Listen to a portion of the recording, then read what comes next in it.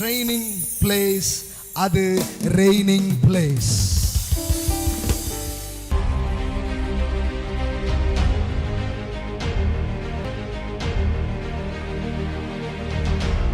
அவர்கள் கர்த்தருக்கு ஆராதனை செய்து உபவாசித்துக் கொண்டிருக்கும் போது பர்னபாவையும் சவுலையும் நான் அழைத்த ஊழியத்துக்காக அவர்களை சவுண்டா சொல்லுங்க, சவுண்டா பிரித்து விடு. இன்னும் சவுண்டா என்னங்க ஆவியானவர் இப்படிலாம் சொல்லுவாரா?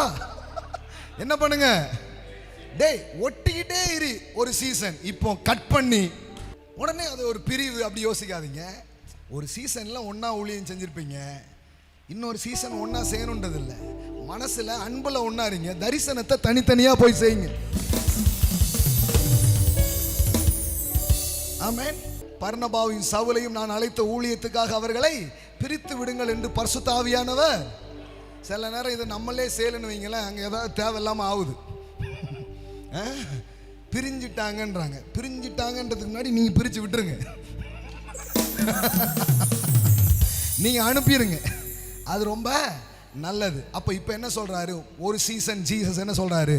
என்னிடத்திலே வாருங்கள், இளைப்பாறுதலை பெறுங்கள், கற்று கொள்ளுங்கள். கற்றுக்கொள்ளுங்கள் சொன்னாரா? வருத்தப்பட்டு பார சுமக்கிறவங்களா என்னிடத்தில் வாருங்கள், நான் சாந்தமும் மனத்தாழ்மையும் இருக்கிறேன், என்னிடத்தில் கற்றுக்கொள்ளுங்கள், என் நுகங்களை ஏற்றுக்கொள்ளுங்கள். அப்ப இப்படி சொன்னார். இது ஒரு பீரியட்.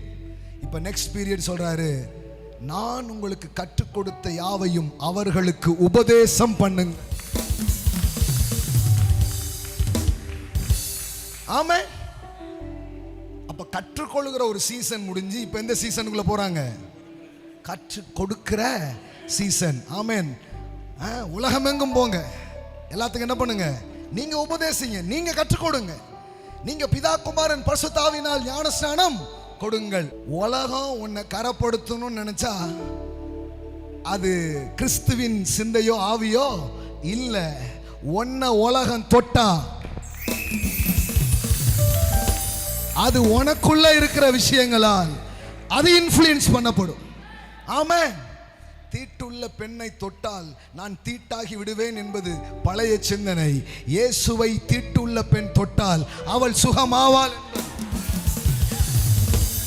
இயேசு சொன்னார், நீ சபைக்கு உப்பல்ல, பூமிக்கு உப்பு. நீ சபைக்கு வெளிச்சம் அல்ல, உலகத்துக்கு. prophetic gifts எல்லாம் எங்க யூஸ் பண்ணோம்? not only church. அப்படியே ஒரு சூப்பர் மார்க்கெட் மால்ல போய் கர்த்தர் உங்களை இப்படிலாம் வைக்க போறார், நீங்க இப்படி இருக்கிறீங்க, இப்படி வர போறீங்கன்னு சொல்லிட்டு போயிட்டே இருங்க.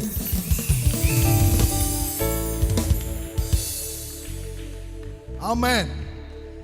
தேவன் சபைக்குள்ளேயே வேலை செய்யறதுக்கு உங்களை கூப்பிடல, சபையில கற்றுக்கொண்டு சபையில பயிற்சி பெற்றுக்கொண்டு. அதனால தான் சொல்லிட்டேன், இது ட்ரைனிங் பிளேஸ், அது ரெய்னிங் பிளேஸ். ஆமென். இது பயிலும் இடம். ஆமென். அது நீங்கள் ஆளுகை செய்யும் இடம். ஆமென்.